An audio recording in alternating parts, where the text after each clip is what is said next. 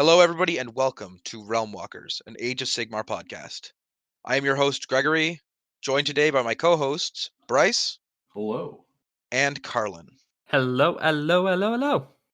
If you've been following along with us, in our second podcast, we began to explore the lore of Age of Sigmar. We started in the Age of Myth, where Sigmar came from the old world, basically holding on to a star as he flew across the cosmos, and how he gathered the gods and brought them together under his pantheon. Then we discussed the Age of Chaos, the fall of Sigmar's rule, as the four Chaos gods turned their eyes to the mortal realms and sought to destroy all that Sigmar had brought. And today, we finally enter the Age of Sigmar. I'd like to read a small little blurb from the book before we get into what we've been hobbying today. Sigmar's vengeance against the Chaos gods was slow in coming, but when it did so with an epoch-shattering fury. From the threshold of disaster, Sigmar snatched those champions, strong enough to defy chaos, and in Azyr he remade them.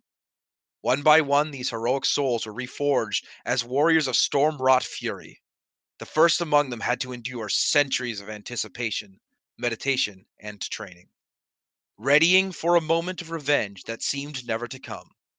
Painstakingly, Sigmar worked to create his new armies, and with the greatest of artifice had Grungi labored to forge the divine lightning that would carry them. All right, so before we get too far into the lore, what have we been hobbying today? So, why don't you start us off, Carlin? Or what have you been hobbying lately, anyways? Well, first off, I gotta say that I was so taken aback by your speech there that I just need a drink. Much better. Okay, so gotta have some alcohol in my system. Gotta have it's if you're thirsting over Sigmar, that's fine. Usually that's Bryce Mo, but you can do it too. Hey, I don't thirst over nobody, okay? Hey, you don't thirst over I warpstone, so we're appreciate good. the man for what he does. Look, it's just a fun thing to have a lot of, okay? And nobody else can have it. Anyways, to what I have been hobbying. I have taken on the dubious task of moving all my Citadel paints into droppers. So that's been a process. I have done, I think 90% of my paints now. So it's been moving around a fair bit, paint, getting some paint on my hands and things. Luckily, no crazy accidents have happened. I was kind of worried that I don't know somehow I would spill paint everywhere, but it has not happened. But yeah, so otherwise, I finished painting my buddy's model, which I posted about on our Facebook. Feel free to take a look on there to see the model and my buddy's mask, but yet very smiling face. Promise. Um, Otherwise, yeah, not too much. I've been so busy with school and preparing for exams. Not even funny. Did you just use like funnels or something like that for the droppers? Yep. Through Amazon, I got the small droppers, and I got these like small plastic funnels to go inside it. And just I used a bit of blue tack on the side of it, so basically, because otherwise the funnel would kind of stop the airflow into the dropper, and then nothing would flow in. Mm-hmm. So blue tack helped lift it up and let the air circulate, so that way the paint could flow into the dropper nicely. Oh, okay. Yeah. Yeah, it's a process, but it makes paint control so much nicer and helps you control your waste. Yeah. Yeah. All right, so Bryce, what have you been hobbying? My hobbying has consisted of me looking at my models and wanting to paint them, but not actually putting any paint on them.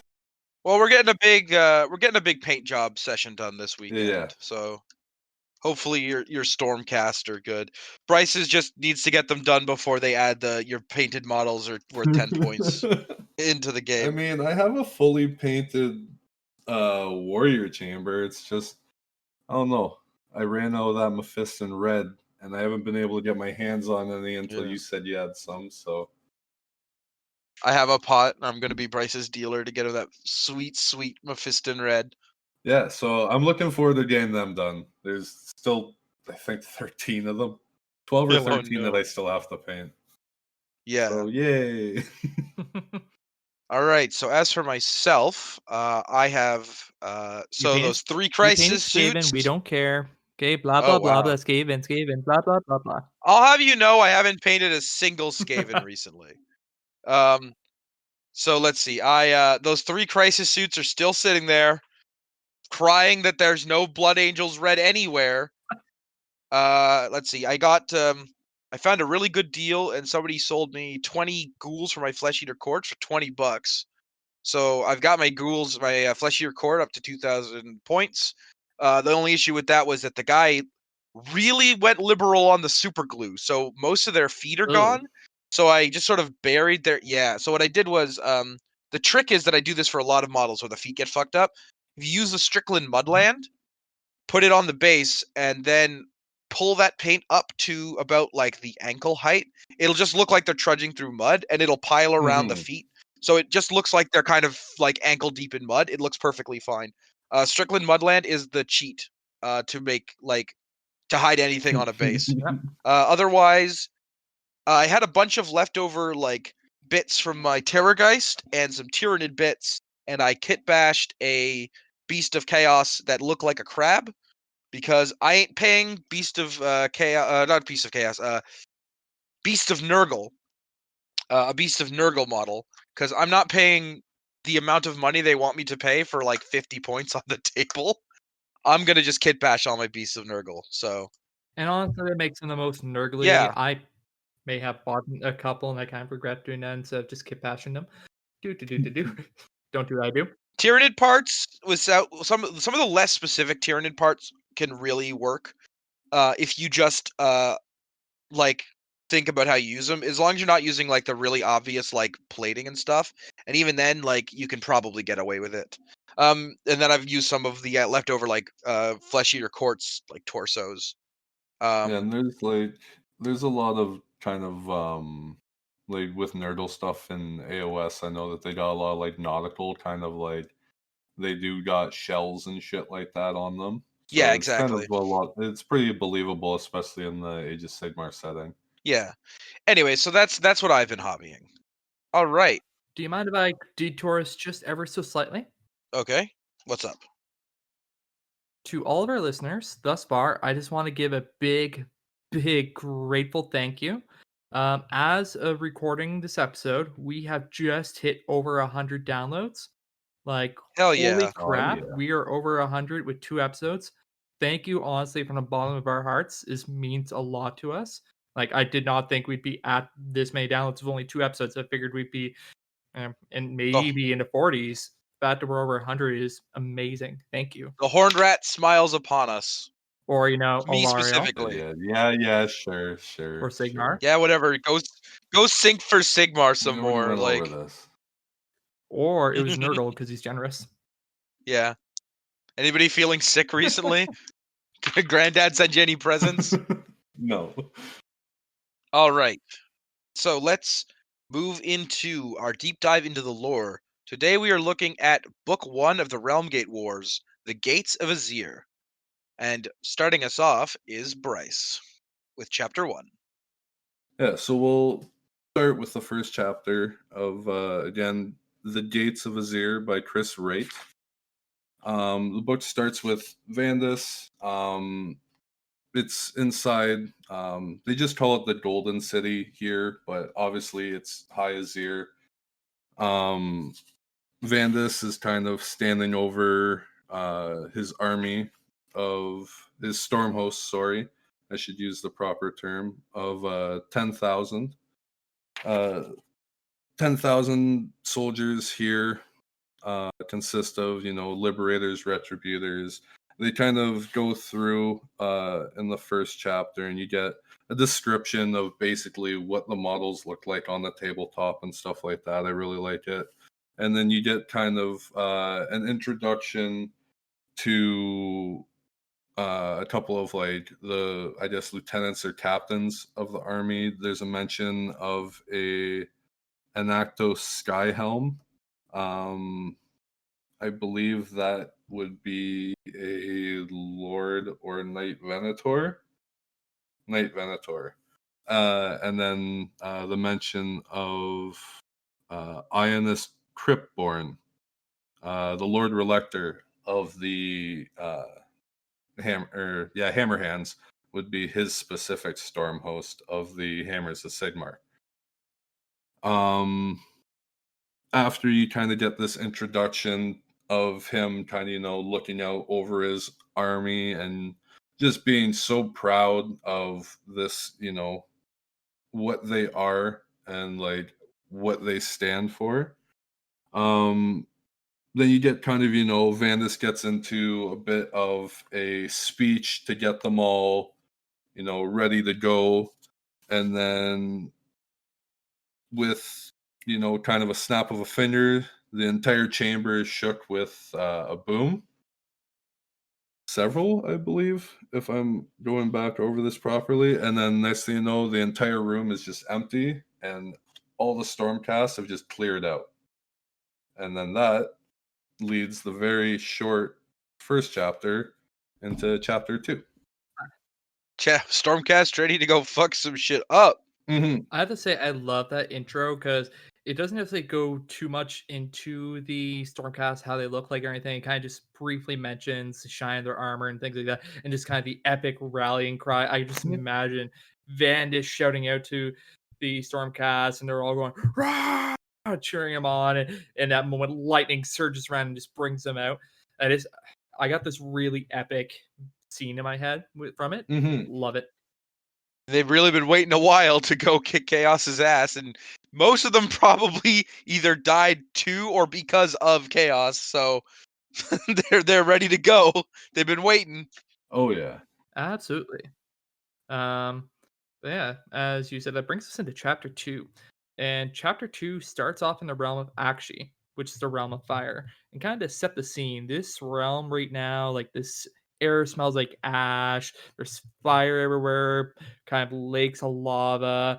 Everything is kind of desolate and distraught, like there's bones and skulls everywhere, because the forces of chaos have been feasting on people. Well, specifically, the forces of Khorne have been feasting on people for a long time there. And so, chapter 2 opens up with a woman named Kelja and her tribe, about 40 people at this point, running away from Blood Reavers. Um, it's said that essentially the tribe has been slowly taken by servants of Khorne. The first to go were the elderly and the crippled. Then, over time, infants were taken away, making it so that the tribe was doomed for the future because there's no one, to go forth and carry on the tribe. Once people are dead, they're gone. But yeah, everyone who was taken or eaten because Khorne loves her cannibalism. As we said in the last episode, cannibalism or death. They're hungry. Very hungry. In fact, a little hangry even. Yes. But yeah, like the tribe, the people, they were very all thin, starved, and very scarred up. They've been basically on the move all their lives, always trying to run away from the corn worshippers. But then the book kind of goes into a character named Rock, is how I'm going to say it. And he's a blood reaver. Him and his fellows are literally feasting on people they've just captured. It's described as a meat orgy. Essentially, the camp is covered in gore, blood and bodies, just the stink of death everywhere. As all these people are literally just ripping off meat from the dead people that they've killed. I will add that I'm putting the phrase meat orgy on my list of most awful phrases. So Yeah. And there is just a little part here I want to read because I found it really kind of put in perspective, like from this character Rock, about what it's like to be a blood reaver. The blood reavers were not witless savages, and for those who merited it, there is always a way to survive. The price was cheap. Join in the meat orgies, learn to savor the quivering fats of the human's body, suck them up and roll them around your mouth while you spat out praises to the Lord of Blood. Rack had made that choice a long time ago now. Every so often he remembered the first nights when all he wanted to do was retch. When he rocked himself to a fitful sleep, keeping his horror hidden lest it make him the next prey. I love this because it just shows, even though these people are worshiping Khorne, even though they are taking part of all this cannibalism and such, they are still afraid because in the end, if they show a little bit of fear, if they show the fact they're not relishing eating these poor people, they're going to be eaten themselves because it almost can be no weakness in Khorne's domain. absolutely not. So just the kind of the thought of it and almost how grim dark it is, kind of thinking about that perspective. But isn't Khorne the god of honor and also baby eating? Just remember that next time you claim Khorne is a god of honor, that his followers eat babies. I mean, I'm sure Slaanesh followers do the same, so. Babies are tender. We don't. I don't want the word baby and Slaanesh in the same sentence ever. Yeah, so let's sorry. move I'll on. try to not Moving get on, we're getting away banned. from that quickly. Anyways, yeah, so we get from there, the leader of the Reavers tell them to start moving since they're closer to prey.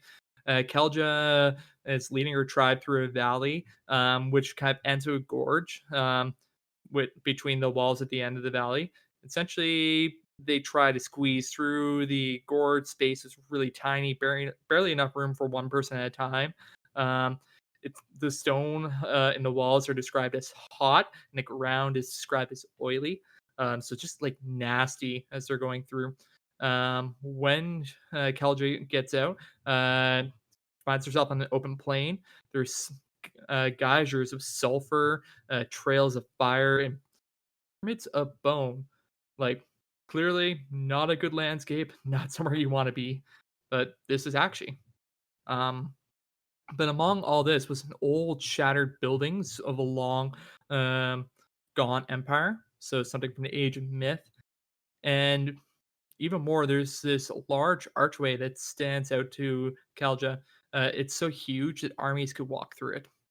On the pillars of the archway, she sees symbols of dragons, astrological signs, serpents, comets, and more.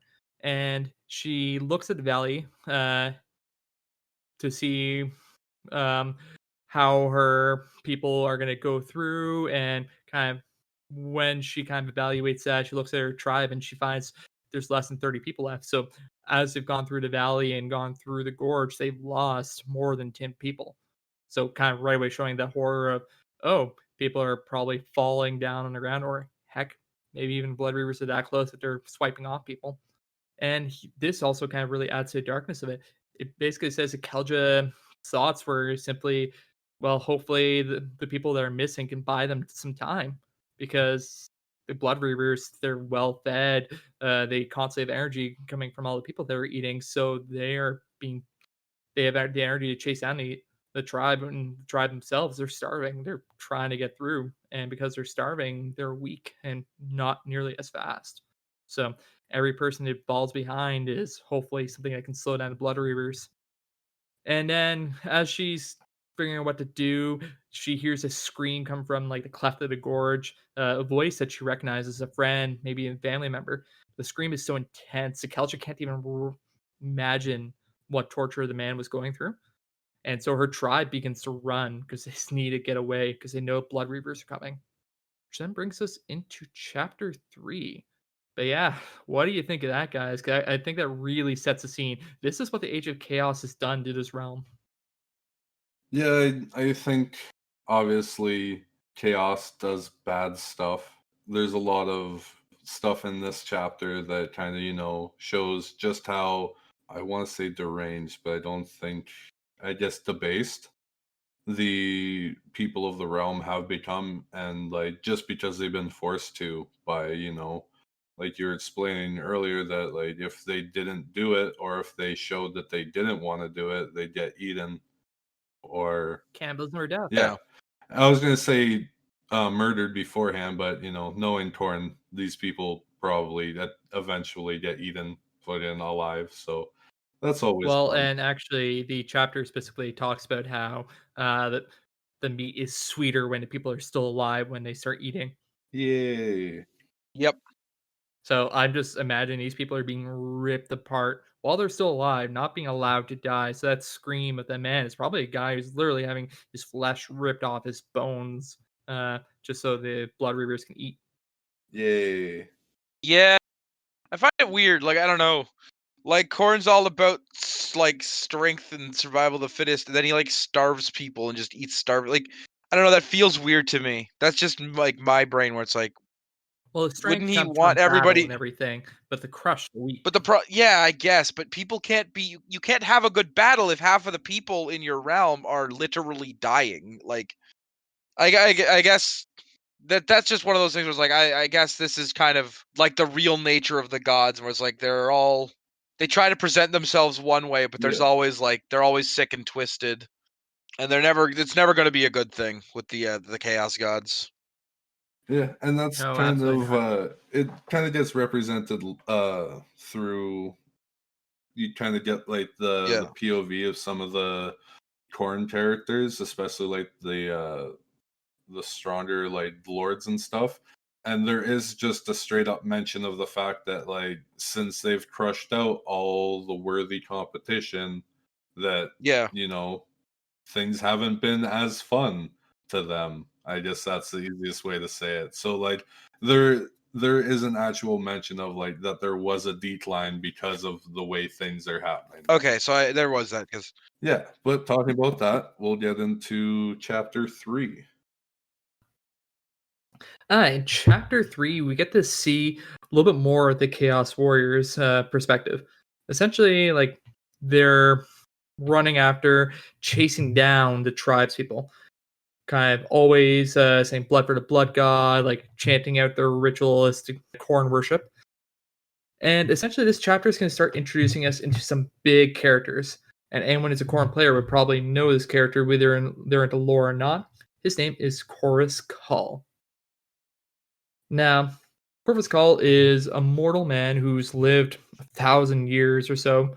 He is a devout worshiper of Khorne. He is big, badass, and pretty much everything you don't want to be fighting against. His own goal, his own goals are to ascend to demonhood. So keep in mind, he's not just a man who's trying to serve his god. No, he wants to be a demon. And as they're going through this chapter, they're kind of talking about like Khorus Khal coming in, but also this giant demon of Khorne. His name is Skullbrand. Yeah, he's pretty big guy. Just going to pause for one quick second because I'm just going to look up Skullbrand's model so I can better describe it.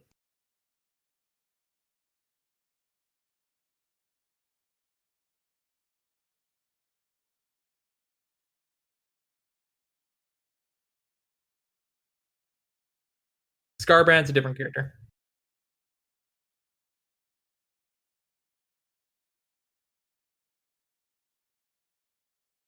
Thank you. Well, Stolbrand is the Bloodstoker. One moment, yeah. There's Stolbrand's the Bloodstoker. Skullbrand or Scarbrand is a Bloodthirster. Skullbrand is the Bloodstoker in this case.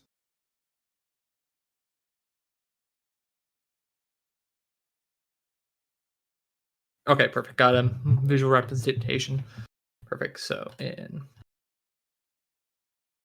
Skullbrand is this Bloodstoker. He carries around this giant banner with Khorne's symbol in it, kind of made of bronze, big ominous looking thing.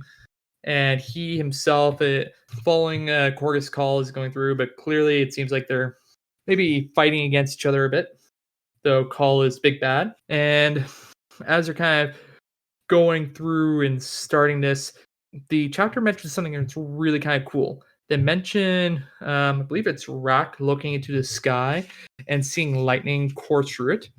When he looks at the lightning, he swears he can almost see people in the skies, like just faces of people in the lightning. In that brief moment, something he kind of just like, nah, I can't be seeing this. Not crazy.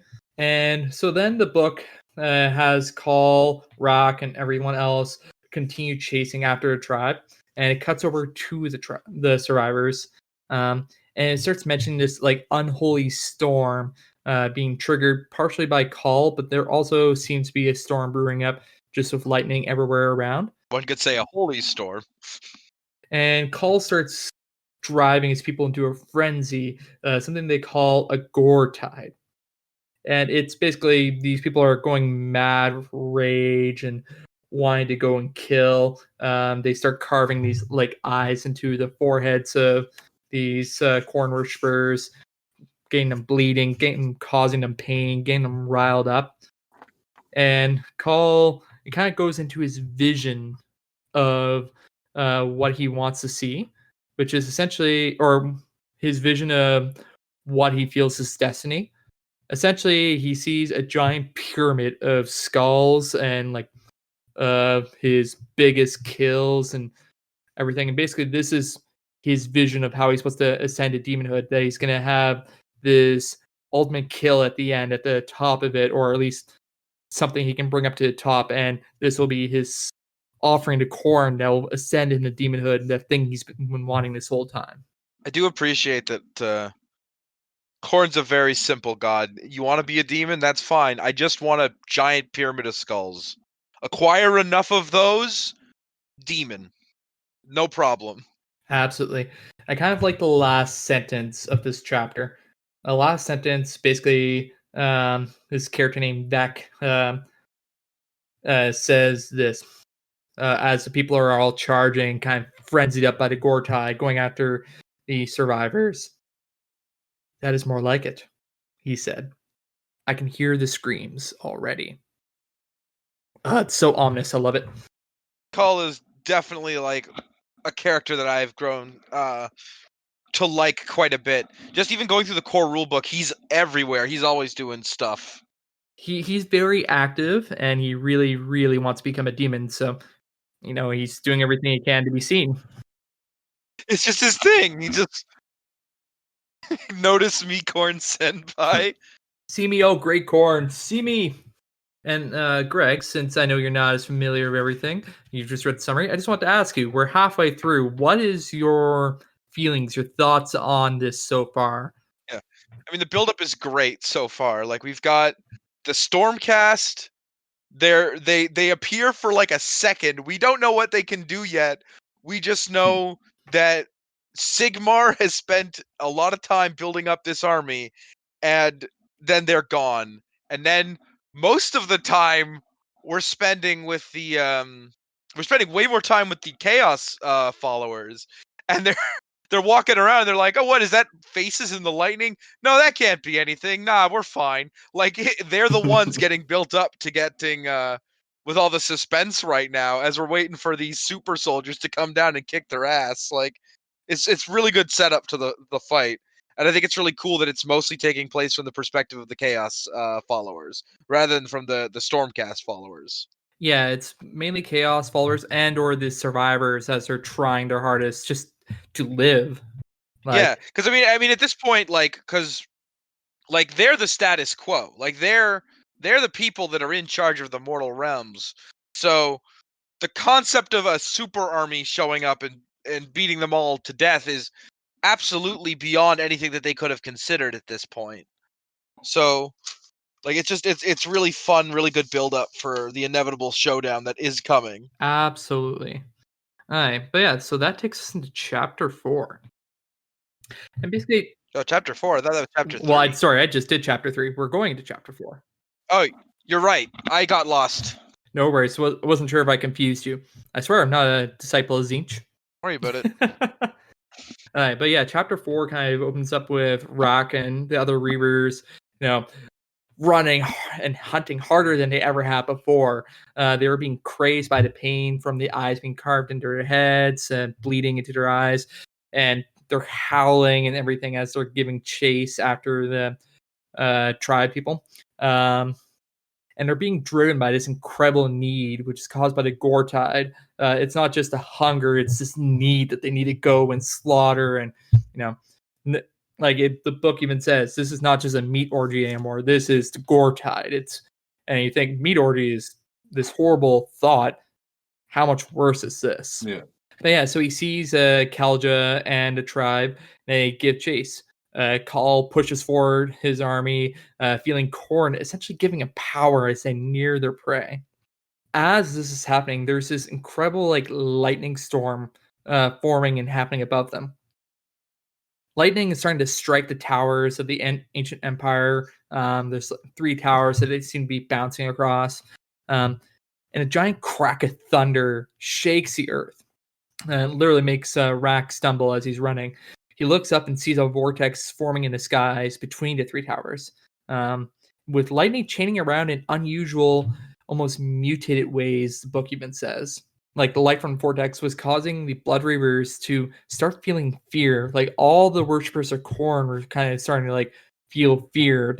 Something was off of this light. It wasn't something they welcomed, something almost holy about this, something that goes against their very nature. Waves of thunder continued to come, cracking and moving the earth. The earth is shaking and chunks of the ground are rising up and everything is moving around. The Blood Reavers start running from the lightning. Call was yelling as troops advanced forward. He was being exhilarated by the sense of fear he got from the storm. Essentially, like he's like, oh, there's something coming here that might be worthy of my attention. Oh, like he starts getting excited because he's like, I'm afraid for the first time in ever. This is not just, something in regards to some plain prey. There's something going on here. The world around the servants of the Khorne started getting flooded with this blinding light. This was being caused by a beam of light coming down from the heavens, basically from the vortex. All the worshippers looked away except for Call. Call was like, I am going to look at this. I'm going to see what's going on. I don't care if my eyes are burning. He saw what looked like crystal cocoons almost coming from the vortex and smashing into the ground, shattering. And basically, as the vision returned to the servants of Khorne, they kind of looked over and saw this army of golden armored men below where the vortex was. Well, vortex is still there. It's still popping out people. But essentially, these men were tall, clad in this golden armor with mask-like helmets on, also gold. They looked beef, buff. Some had these wings that obviously were able to fly. These men moved with perfect precision. They moved in unison. They raised their hammers all at the same time. They were literally on the same page with everything. One of them, who we already talked about before, Ionis, he had his skull-like mask on and a standard of gold and bone. Then one rode on this giant beast, this reptilian creature. He had a big bellowing cloak, this golden helmet again, but it had like this golden crest on it, much bigger than a regular stormcast. And he bore a large, powerful hammer. Call saw this and he was like, yeah, guys, let's go. Finally, a battle worthy of us. Basically starts screaming, blood for the blood god. And forces start charging forward. He specifically points at the leader, the one riding on the reptilian creature, and it's like, dude, you're mine. Now you'll take him on. But the book then starts switching perspectives. We start bouncing around from the perspectives of the different stormcasts. So the one that's on the reptilian creature, his name is Vandus. The book makes very clear that he knows actually right away. He recognizes the smell of this land and such. But when he lands there, he doesn't recognize the lands anymore because they're so charred, so destroyed by the forces of Khorne. It also says that Vandus doesn't really know how long it's been since he seen it last. It could have been months, it could have been hundreds of years. He doesn't know. But just all he knows is that what he remembers is in complete ruins. The book even says, Vandus remembers the day the world died. And yeah, Vandus' thoughts kind of show like the Stormcast didn't know where they'd end up. They had a rough idea where their mission was, but they didn't know if they'd be landing in front of it, on top of it, 2 miles away, who knows. But they landed pretty close, and they were prepared for opposition. So when there was a giant army of Khorne all in front of them, they weren't deterred off. They're like, oh, we're ready for this. And their goal, as the book makes very clear, was to unlock the gate, which is that giant archway that Keljo is looking at. And Vandus is described as raising his hammer, which it's called Heldenson, raising up in the air, and his Drake, Kenelax, starts roaring. It's epic image. Vandus yelling, to me, my brothers! Summoning all the Stormcast around him. Vandus sees Skullbrand and feels no fear. But when he saw Korgus Call, he was suddenly hit by memories of a time before, when he was known as Vendel Blackfist and wasn't a Stormcast. Clearly, he had met Call before. We don't get too much details. He just remembers meeting Call, fighting him. Then we kind of switch to a perspective of one of the prosecutors, which are the Flying Stormcast. His name is Actos. I feel like I'm butchering that, but that's how I'm going to say Actos. And he orders his Skyhost, as he calls them, the other prosecutors and everything that he orders to race to the gate. Their goal is to get to it, to activate it, to unlock it. That is their goal. They're trying to get there. The Skull Mask one, Ionis, he starts moving forward with his personal guard. He uses his powers to boost the warriors around him. It seems like he's doing something to rally them, to make them a little more stronger. But all this is starting to happen, and Vandus just orders the Stormcast to charge forward. That's how the chapter ends. All I got to say is, wow, huge, epic opening to the Stormcast. It's kind of like, yeah, here's the epic warriors of light. Bam! Lightning or light from the sky. They're smashing to the ground. And like, oh yeah, we're here to take on that army. I mean, I like it that they're like, we're here to get the gate. Oh, the army of Khorne's also here. I mean, it saves us the trouble of having to find them later, I guess. Let's beat them up in the process. Like, oh, you're here already? Great. Thanks, guys. We don't have to go looking for you. 2 for 1. God, Sigmar's going to be so glad when we get back that we've already taken care of the Khorne.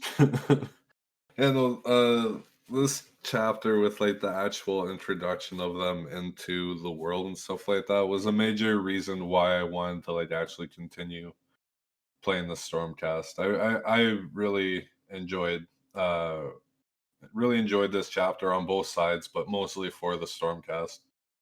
Yeah, maybe I had some notes down in the stuff I was reading. I was like, all right, fine. Maybe the Stormcasts are kind of cool. Fine. They were always cool. Yeah, they do a great job of making the Stormcast look epic in every way. And I will admit, as much as I've made fun of Stormcast a lot in the past, this made them kind of cool. They always have been. Maybe. But I think it's just such a great opening because, like, it continues their perspectives of the followers of Khorne, and it seems like everything is lost for those tribes people, but everything around, like the lightning storm, everything brewing up, it's like, oh, something's happening here, and then bam, Earth starts cracking, bam, this blinding light happens, and bam, bam, bam, bam, bam, as the cocoons, like crystalline cocoons, start smashing the grounds, and these golden armored men start walking out. Mm-hmm. Oh wow, they did such a good job. Chris did an amazing job of writing this opening in. But yeah, so now that we've had that, Greg, I'll ask you again. How are you feeling now? Like I said, I'm excited. I want to see the Stormcast bust some heads, and I like that. I just when the Stormcast first showed up, there's a very specific like Simpsons meme that I called to mind, and it's that one with Ralph Wiggum's on the bus, and it's just Korga Skull chuckles, "I'm in danger." Oh, that's amazing. Yeah. But to you saying that, Sigmar's gonna be so happy that they took care of Khorne, I'm just imagining in my own head, just as my own little cartoon in my head, Sigmar sitting on his chair, and Vandus comes charging, and it's like, haha, we got Khorne. And Sigmar looks around, and is like, where? Oh, an Akshi. But where's the popcorn? Well, we took care of worship store. No, Vandus, I want popcorn. I feel like Sigmar could probably figure it out. I said, just the kind of almost chicken robot scene in my head. All right, so that brings us up to chapter... Robot chicken. Don't know why I said chicken robot. Derp. So that brings us into chapter 5 then. So with chapter 5 at the start, we're back to Rack's point of view, and this is kind of him after seeing the initial bombardment of Stormcast into the realm, and watching them crash into the earth and those like lightning crystal cocoons, and then literally just get up out of it like nothing and walk in the formation. Again, the chapter starts like moments after that happens, and we get into basically after the initial shock and awe, he realizes that he actually needs to kill these guys still. He can't just, stand there. He was in the middle of his hunt. He needs to fucking kill something now. So basically, he comes up with the great idea of waiting until one of the prosecutors lands and is about to get up, and then he gets him and his buddies to like jump on the back of the prosecutor because he's like, there's like 10 of us, we can beat this guy. And then he slowly kind of realizes that maybe that's not a good idea as he's watching like his buddies get their heads kicked off and stuff by this one man. And like they do get the prosecutor down, and like they get a couple good hits on him, but then like the other stormcast actually clue in and just like blast the rest of the blood reavers away.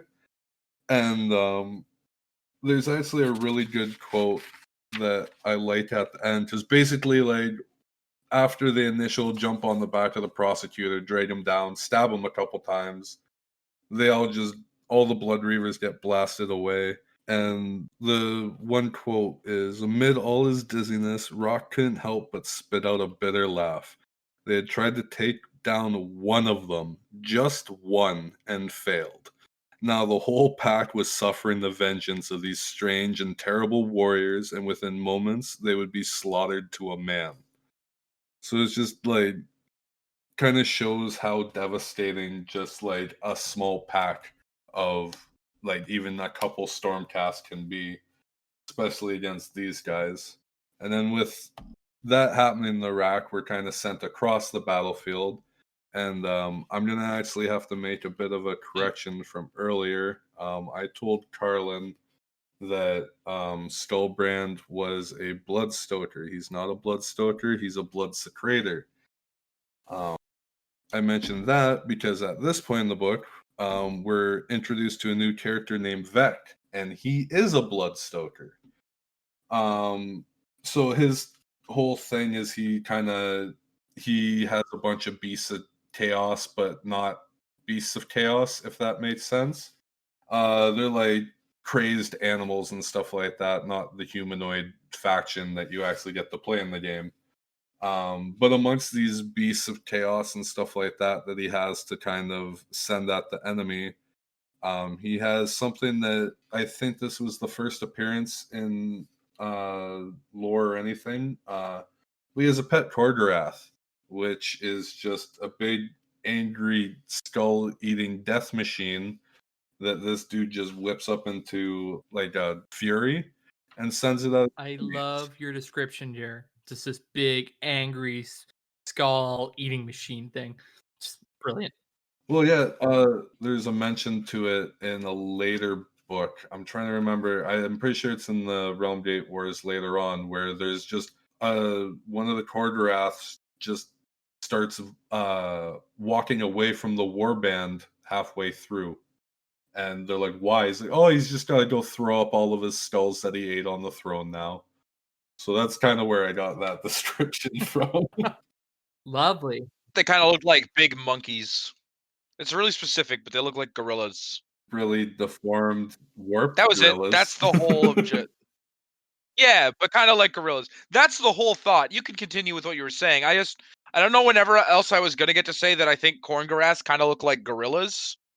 So, yeah. Continue. So, basically, once we're introduced to this character, Vec, not only does Corgus Cole have his eyes set on Vandus, this man has his eyes set on Vandus too, and the first thing he sends his Korgorath after is Vandus. With Vec kind of, getting his Korgorath into a fury and sending it at Vandus, even though Vandus is sitting on, this giant Dracoth mount, Talanax, Vec thinks, nothing's going to beat his pet. It's his pet. So when, the Korgorath gets in to fight Vandus, and Vandus just kind of swings his hammer around and knocks it over like it's a Beanie Baby, it's not, the best of times for Vec. He's like, oh, shit. And then after he watches it get knocked around like a Beanie Baby, he gets to watch it get the shit kicked out of it even more by Vandus. So yeah, there's a little bit of back and forth between Vandus and Vec that I really like, because one is clearly, Stormcast speaking, and the other one is clearly a follower of Khorne speaking. I really like it. It goes, know your enemy before he ends you, spawn of ruin. Came a clear voice cutting through the battle roar like a shaft of sunlight. I am Vandus Hammerhand, Lord Celestin of the Storm Host, and this night your reign comes to its end. And then, as a quip back, you have Vect with the very Khorne. Then know yours, Hammerhand, he replied. I am Vec, named the Flare, and I shall wear your skin as my cloak before the night's end. If you perform well, I may even let you die first. So I really like that because, like I said, it does really show you the mindsets of the two opposing enemies here. Oh yeah, that could not be more polar opposites. Mm-hmm. Absolutely. Continuing on in the chapter, just from that point, we move on to the Retributors kind of part of the army, moving into position to kind of make a wall of protection around the gate. Because as Carlin said earlier, the purpose of them coming here is to open up the gate. So if they don't protect this, there's no point in them trying to do this because they're literally just opening up a gate to Azyr then for the bad guys. So I really like this part here because it does a good point of kind of showing and describing kind of, how cool the Retributors are here. And I love just the moment that, the Gore-Tide meets this line of Retributors. You get a wonderful line like, the Retributors had waited for the moment of most impact before letting fly with their hammers. And with their release, the entire battlefront dissolved in a welter of cracked skulls and sprayed blood. Again, there's just little lines like this that I absolutely love because it's just like, you're not going to get that in most other places when you're reading your stories. Really good descriptions of like the murder and violence and heroics. Really well detailed in this book. Mm-hmm. So continuing on, you kind of get a little bit of a POV from the prosecutors and their leader trying to actually activate the gates here, kind of flying up to it, and they start whipping these magical comets. Essentially, like when they whip their hammers at the gate, they turn into comets and they strike it, and this is their kind of ritual to start opening up the gate. And because of kind of the interference with Rack and his Blood Reavers earlier, the ritual to open up the gates is behind. And this is kind of reflected when you get a point of view from Ionis, the Lord Relictor, in the chapter where he's worried that, they're not going to make it in time. That they're not going to be able to open up this gate before they're overwhelmed by this Gore-Tide. Because again, this is a war band of like thousands of soldiers. Like, I shouldn't say soldiers, warriors is probably a better way to say it. But while you're kind of getting this internal thoughts of Ionis, the Lord Relictor, we have a moment where we get to see I guess the first Stormcast casualty of the battle, which actually does say something because at this point the battle has been going on for quite a bit and they haven't actually suffered any losses yet. But the first Retributor does go down, and this is where you kind of get to see the cool, some of the cool abilities of the Lord Relictor, using magic and stuff like that. He's able to actually get the Retributor back up on his feet, and he just gets up and he's right back into combat swinging his hammer like nothing happened. It's just he goes from getting stabbed in the throat to on the ground dead to back to life to swinging his hammer at more Khorne dudes in like the matter of 10 seconds. At this point, Ionis is scanning the battlefield. Like I said, he's worried that they don't have enough time, so he's trying to find like the big. Hey everyone, because of some connection issues, we lost this bit of audio here.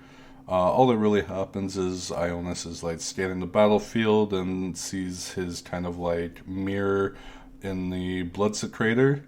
He has a bit of a second where he hopes that they can defend the gate in time, and then it cuts to Anactos. Yeah, so after we get the POV of Ionis, the Lord Relictor, we actually get like an above battlefield POV again of Anactos and his prosecutors, and this is them kind of working more feverishly now to get this realm gate open. They're kind of looking at, you know, the flow of the battle, and they realize that if they don't have reinforcements soon, they're going to start taking casualties. And then once that starts happening, the real issues going to show up of their formations will break and stuff like that. And I just thought that that was pretty cool. But even with like all with Anactos and all the prosecutors like trying as hard as they can to open up this gate, they just, the amount of magic that they're throwing at this thing is actually weakening them, and they're just worried that they're not going to have enough to open it. And even in pain, Anactos and them are giving their all, and the chapter actually ends with kind of on a bleak note, with Anactos thinking to himself, even as he let loose and the comet-born fire streaked to its target, he could not shake one terrible nagging thought. We have come too late. We cannot break it in time. Yeah, so I really like how even though the Stormcast are, you know, they're in there, they're doing what they're supposed to be doing, it's just they recognize that the just sheer number of warriors in the Gore Tide will eventually break them. And if they fail here, there's no real second go at this area, and they need to make it work. So I really like how they go from how imposing and like how all the hope of the last chapter for the Stormcast is kind of like dampened down, and you're wondering, are they actually going to do something, and like are they actually going to make it through this? So I like that. Yeah, absolutely. It's kind of crazy. Just they, even though the Stormcast appeared and it's like so much hope, so much of the epicness I was mentioning before, they still have that sense there. It's like, oh yeah, they're here. Oh wait, there's still a ton of Khorne there. There's still all this chaos. It's not just, aha, we're a Stormcast, knock down the chaos, we continue forward. No, we had to fight tooth and nail for this. But I mean, would the Stormcast have wanted to make a different entrance? No, they've made a pretty awesome entrance. I think this is exactly how they would have wanted to come down. They were, some of them have been waiting for centuries to kick some Khorne ass, and they got all the Khorne ass they could ever desire. Yeah, that's not a lie. That brings us into chapter 6 then. So, Call basically starts the chapter by ordering Skullbrand to attack the prosecutors, basically, actually specifically, they open the realm of Brass, which, is Khorne's realm. Hey. Yeah. Because the prosecutors are doing stuff, they're trying to activate the gate, he wants to stop them. But after he orders Skullbrand to do this, he marches towards Vandus. Suddenly, he's stopped by these memories starting to flood through his head. He remembers burning a village. He remembers a man who fought against him, who kind of looks like Vandus. This man defied Call, but in the moment that Call was about to strike him down to kill him, there's this flash of lightning, and the man was gone. Call never had his kill, and he realizes who Vandus was. Anyways, to open the gate of Brass, Skullbrand slams his standard into the ground. Once it's in the ground, chaotic magic starts pouring out of it. I just want to take a quick note. I find it interesting that this chaotic magic is pouring out of it, because Khorne is always seen as the god against magic. Not necessarily he's against magic, he's just against magic in its, form to other gods or people use for casting it. It's just kind of interesting to think about. But yeah, as the chaotic magic starts pouring out of it, Skullbrand cries out a couple different curses. It specifically says 8 different curses, and if I remember right, 8 is the number of Khorne, summoning the realm of chaos into the mortal realm of Akshi. Fire shoots out of the standard, and the ground around it begins to boil. Began to rain blood. This fuels the followers of Khorne, enraging them and empowering them. They all begin chanting, "Blood for the blood god, blood for the blood god." Roaring and laughing, Skullbrand orders the warriors to slaughter all the Stormcast. specifically to slaughter everyone. We flip back to Vandus. Vandus is beating back the Korgorath. He hits it with a weak spot, specifically powering his hammer, hitting this kind of like holy flame.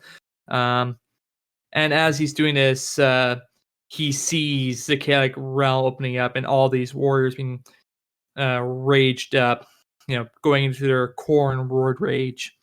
He rallies to Stormcast. And Actos, the leader of the prosecutors, flying around the gate, trying to open the portal, or trying to open the gate as the portal to the realm of chaos opens. He has charged one of his transmuting hammers with the common ability that Bryce is talking about, and he has to make a choice between taking its Skullbrand or try opening up the gate one last time. He throws it at the gate, but the moment he does that, Skullbrand's thrown axe rips into him, like piercing his spine, and he crashes to the ground. And I kind of love his last little words because as he crashed into the ground, he's surrounded by blood reavers. And one moment here as I look at the page. Here it is. Yeah. So he's starting to be surrounded by blood reavers who are all about to start chopping into him and make him a bloody mess. He just grins at them and says, "Bye, Sigmar. Your breed is ugly." I love it. Just that little moment of like, "You're ugly," as he's about to be chopped up into bits. You're gonna die. May as well go out insulting the bad guys. Absolutely. That's way more badass. Mm-hmm. Yeah, so as this is happening, Ines is fighting. His men are being struck down around him. As his guards fall, he's able to bring them back, basically bring these lightning from the sky that hits them and kind of revives them, as long as they're not too chopped up, too broken. Essentially, they need to have a body to go into, and if their body's missing arms, it's kind of useless. And Ines sees Actos fall. Like, he sees Actos throw the hammer, and he sees him fall as the axe chops into his spine. And he sees the hammer hit the gate, and he basically tells everyone, "Hold your ground. This is our moment." And suddenly, everything starts shaking. A raging tempest opens inside the gate. The gate starts vibrating. This old stonework breaks off it and kind of reveals this structure that is a pure ivory.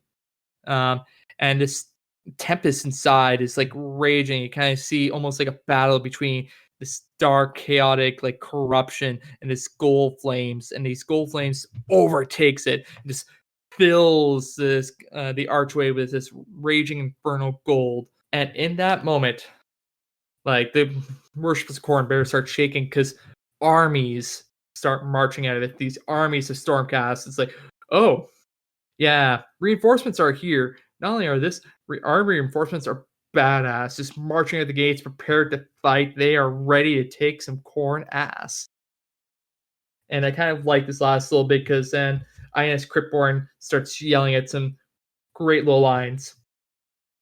"And so begins the time of vengeance," the Cryptborn declaims, holding his reliquary aloft and relishing cold fires from its casket.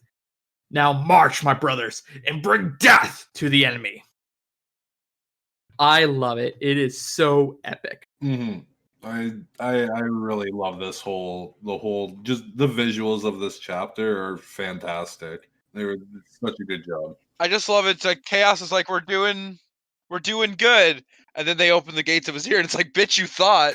Like, here's the rest of our guys. You didn't think we sent everyone.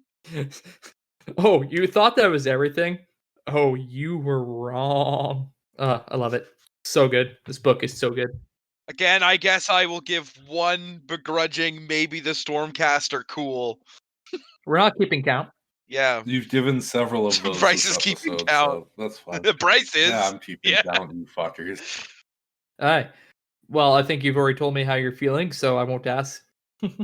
Yeah, I mean, if we say the Stormcast are cool like 3 more times, I think we legally both have to buy Stormcast armies, and I can't afford it. All right, Bryce, take it away. Tell us what happens in Chapter 7. All right. With the start of Chapter 7, it's actually Torgus Tull's perspective, and it basically just starts with him getting like a boner over the Stormcast and how wonderful of opponents they're going to be. And there's a good bit here where he's like, he gazed out at their sheer perfection. They were arrayed just as the others in a shimmering display of gold and cobalt, each of them bearing the hammer sigil of their peerless armor plate. If they had been a formidable foe before, they were now truly daunting, a test for the greatest of all the realms. At that, Torgus Kull let slip a harsh laugh of pure pleasure. The blood god had blessed him beyond measure. The long years of boredom and futility were forgotten in that instant, replaced by the fervor that only came from mortal danger. So like I was saying, this man's literally deriving pleasure from the fact that he has someone who he can fight that there's a chance of being murdered by. I mean, he sounded like he was pretty bored. Yeah. However, Torgus Kull isn't a idiot, and he realizes that, now that there's 10 times the enemy on the battlefield, and his boys were getting whooped by the previous 10% of what was now on the battlefield, he wants to focus elsewhere in the battle than the gate. So at this point, it's just he wants to bloody the Stormcast, and to do that, he wants to go after their leader, Vandus. After he kind of decides that he needs to focus himself elsewhere, he spends a moment watching Vandus fight, and as he's watching Vandus fight, he has a name come to mind, the Dire Brands. And as this comes to mind, he remembers that they had a leader named Blackfist. Kind of watching him, it's all making sense now, those thoughts that he was having earlier. He realizes that this Lord Celestant that's in front of him fighting is a man that dared challenge him in the past, but at a moment before their duel began, like Carlin mentioned earlier, he just disappeared in a flash of lightning.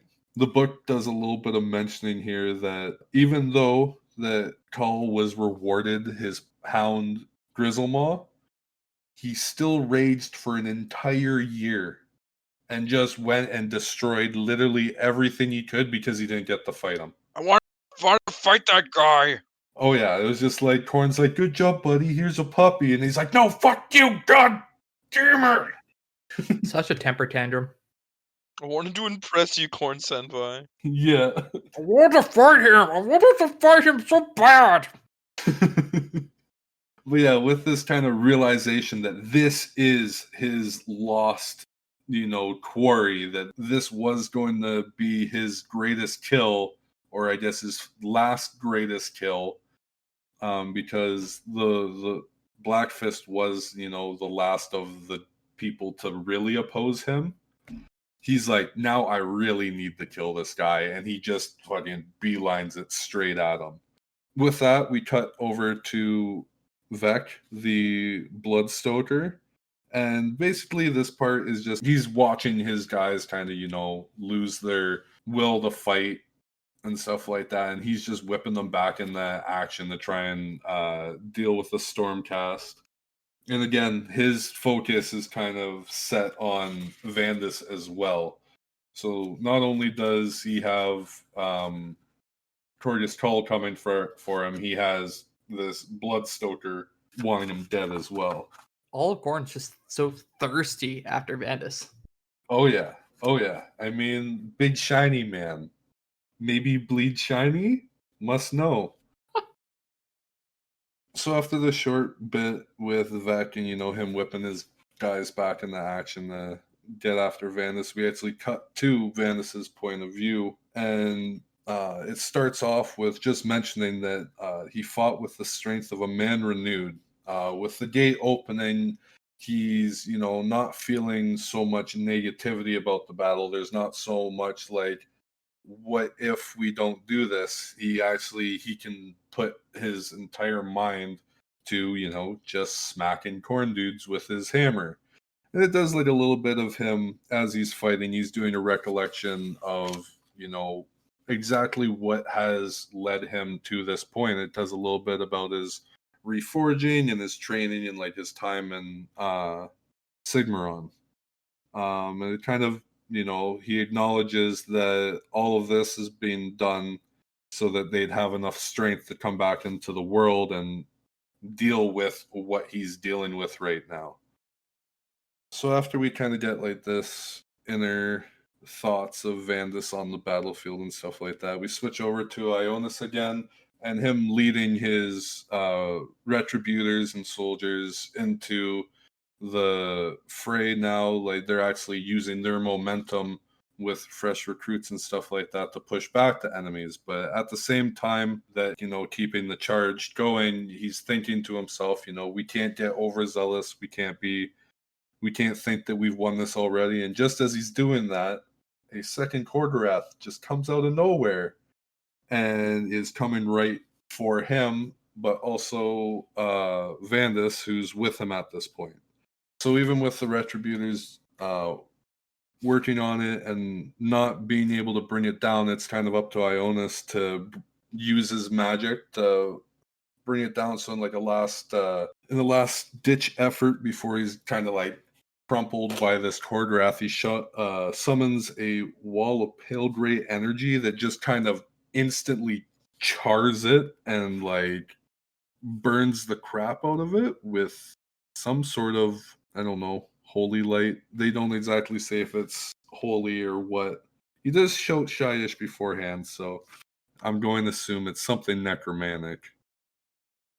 So, with this Korgorath dying, the Stormcast kind of see what the real purpose of it was, and that was to open up a big hole in their lines. And it did a great job of doing that, because following right up behind them is actually Torgus Kull and his blood warriors and everything. So yeah, after a bit of a back and forth between Ionis and Kull just straight up admits that he's not even there to fight him, that he's just in his way to get the Vandus, and he kind of positions himself so that he can get away from Ionis in the middle of the battle. And in doing so, it was just kind of like, hey, if you're not dead at the end of the battle, let me know, because you would be cool in my group of friends. Kind of like as a, when you lose, you can join my team, buddy. Don't worry, I'm always recruiting for Korgel clan. So yeah, after that and Kull getting away from him, we kind of get to the big battle that the book's been leading up to between Vandus and Kull.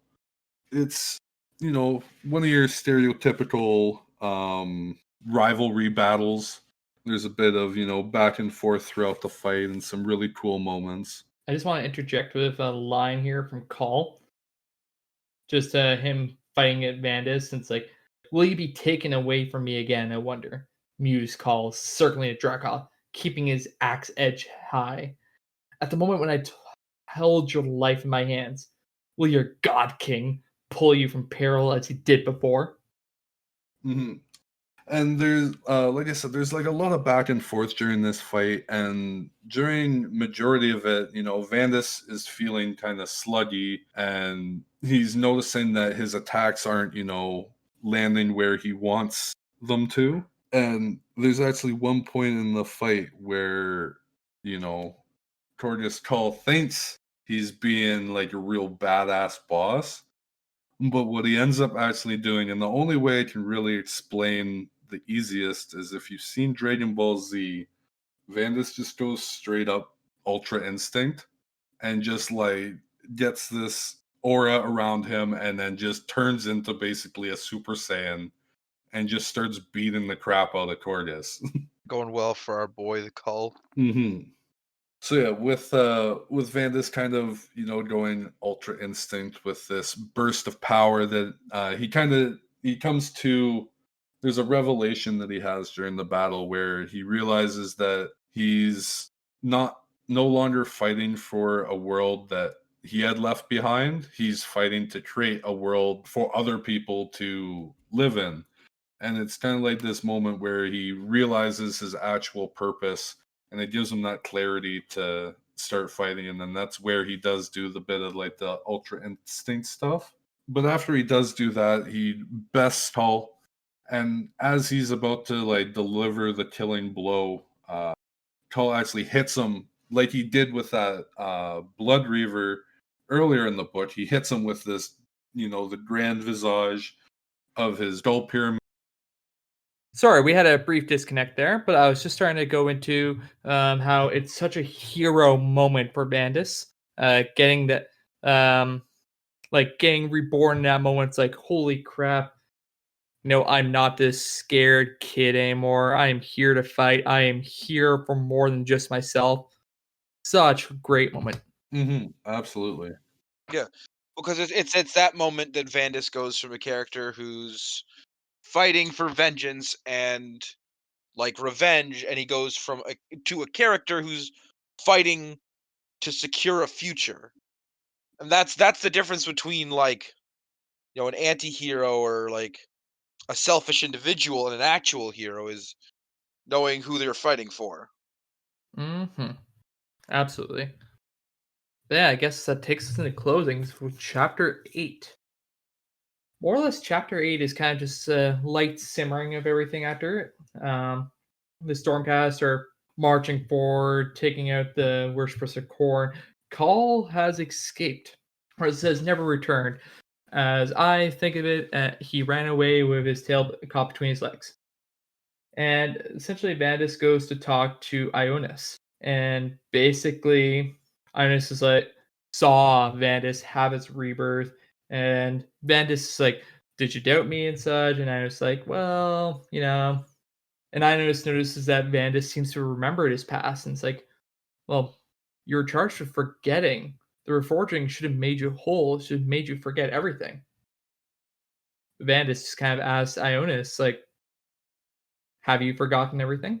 And more or less, Ionis kind of doesn't say yes or no, but he says, well, we both got to learn that there is no going back. We are Stormcast now. We can't go back to what we were. And Vandus says, there will be second reforging for you and for the others. And that moment where he had his kind of big heroic moment, that was his second reforging. Kind of really adds to the whole rebirth. And they talk about how Call lives, but the shame of his survival will haunt him, and he will come back once he's been healed, and that they got to be ready for him because he's going to come back with rage. I mean, this was a bit of an embarrassment for him. He did just get his butt handed to him on the literal verge of his transfer, or I guess the term is apotheosis, into becoming a demon, which is not a good time to get your butt kicked in front of Khorne. Oh yeah, absolutely. Yeah. Then we kind of switch over to one of the tribes people again, Kalja. Her and her people basically watched this all happen. She saw the Blood Reavers retreat. They saw the beam of light. They saw all this happening. At one point, she kind of wanted to help, but her people pulled her back. It's like, are you crazy? Leave the people to slaughter each other. And she eventually, one of the Stormcast, she either goes to him or he goes to her. Either way, she just sees this giant mass killer, turns on her, and the moment he holds his hammer in his hand ready to strike, but then he hesitates.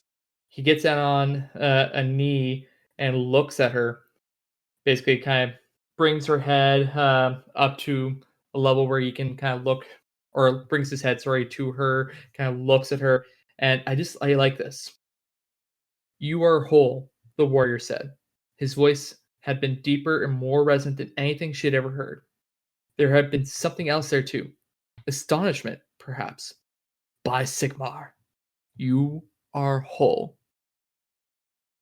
It really shows that he wasn't expecting to find people not corrupted by chaos. They expected everyone to be there, absolutely corrupted by chaos, not be whole, as they put it. Yeah, and Vandus then goes to her and talks to her, and just asks her, like, what's her name, how many survivors are out there, are there more tribes out there, do you know of them, kind of, asking all that stuff. And then she asks him, like, what are you? Vandus simply responds that we are salvation. We are the end to pain and the beginning of hope. While one of us draws breath, you'll never be hunted again.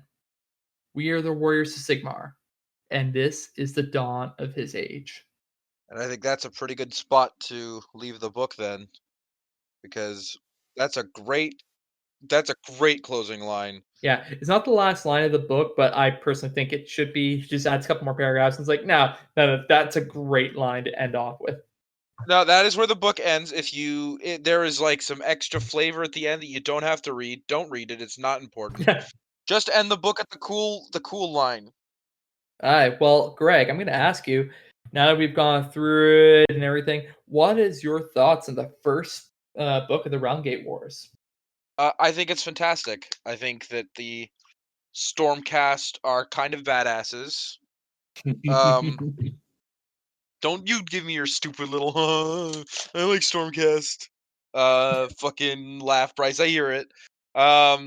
I don't rip on anybody for what they play, and you guys rip on me for playing Stormcast. So I'm just saying. Your time will come, Bryce. You've been waiting. You're like, you'll all understand. We're doing this podcast, and soon everyone will understand how cool the Stormcast are. Well, fine. No. Exactly. Absolutely fantastic book. I really like. I always like getting to spend time with the bad guys, and we get to spend a lot of time with the Khorne followers in this book. And it really just makes you hate them. They're just bastards. Absolutely. I'm just going to say I'm a huge like horror novel fan, and I love the way how this book kind of opens up with the people trying just to survive, but then it goes into detail of, the gore orgy and everything else. Like, oh, like just nastiness and everything. It is very grimdark. For anyone to like say AOS isn't grimdark, no, it has its moments, but it always has a sense of hope to it. But when it goes dark, oh my gosh, it is disgusting. I guess I think that my only criticism would be is how am I ever supposed to take Korgus Kull seriously after this? He lost so hard in this book. Like I just don't know how I'm supposed to see him as a threat. Like, sure, he's a big scary dude, like undeniable, but he did get his butt handed to him by a bunch of Stormcasts already. So that's my only criticism is like, Korgus Kull kind of died or kind of lost like a bitch. He got trampled by his own guys. Yeah, that was. He was a little too arrogant. He has been going on for a long time about a true challenge. So, it's kind of that moment of, aha, challenge, not thinking, oh, wait, I can get beaten. Because he hasn't been beaten. Oh, he hasn't. And, well, he has been beaten, but he didn't get to win that one time. But, yeah. So that one was described as an unwinnable duel for Vandus. Yeah, I guess. Anyways, I really like this book. I think it's a great introduction to the Stormcast. Yeah. It basically gets you in. It gets you. If you were to start anywhere in the series, this is a great start. It introduces you immediately to the Stormcast. It introduces you to the bad guys and really about what they're all about. Gives you some cool hero moments, and then sets up the rest of like the Age of Sigmar really well.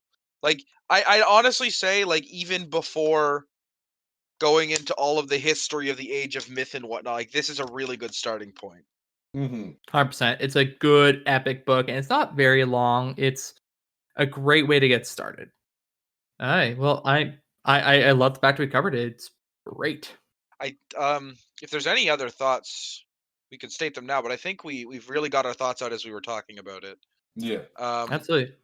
And I think we can move into the final segment of our podcast then. We can move into Model Watch if everybody is on board for that. Sure.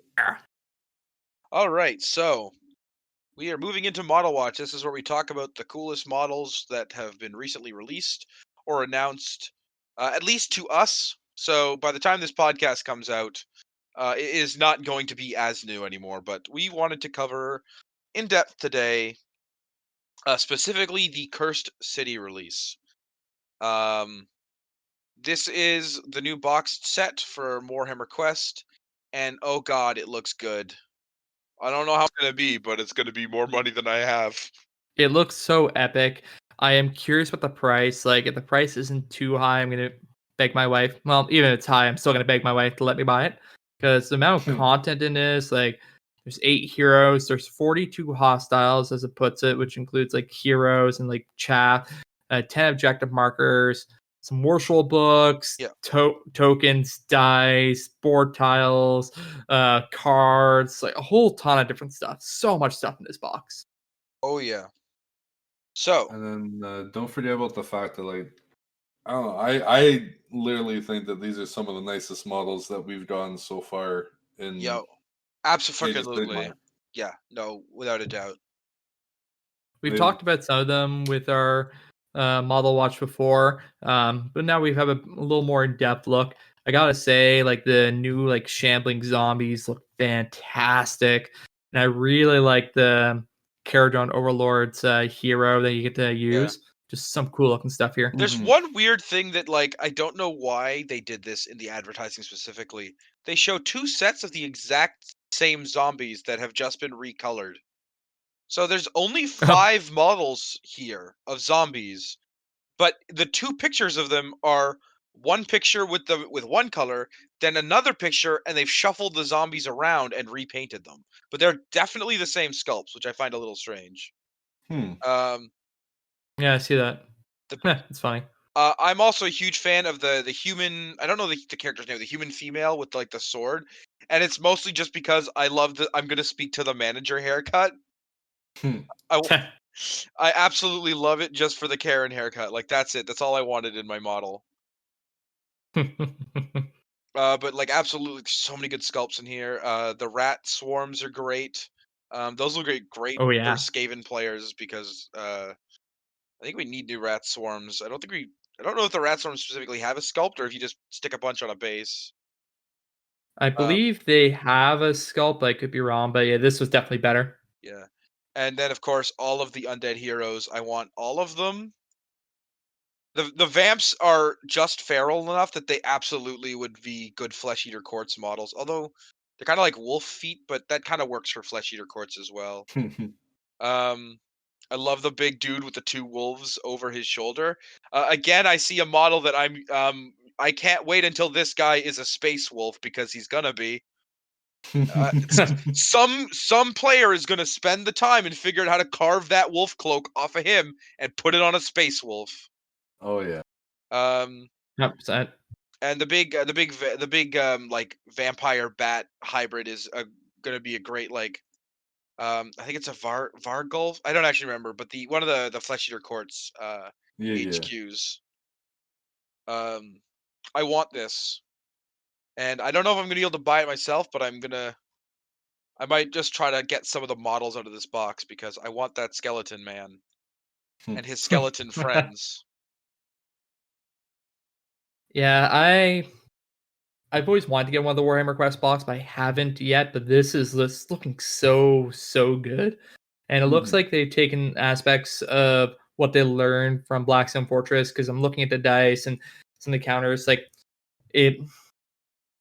Because they had Warhammer Quest Silver Tower, which people liked, but then they went to the second one, which I'm forgetting what the name was, but people didn't like that one as much because they introduced like a DM function, which got rid of the wholly cooperative function of the game.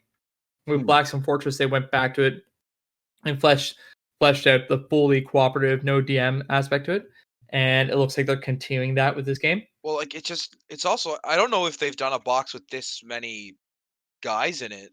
Like just doing the math right now, that's 60 models in this box. The Blackstone Fortress one had a lot of models in it. I Take a look. remember that for a fact. I'll see how many it had in it and see if this is more or less. Because there's a bunch of like chaos guardsmen, and then they had like the beastmen raiders Yeah. and shit like that. Well, One thing that gets me.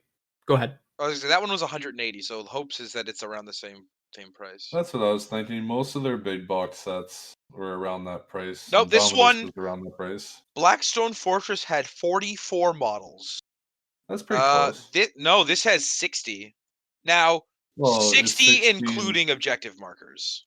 Yeah, I'm not going to include objective markers as models.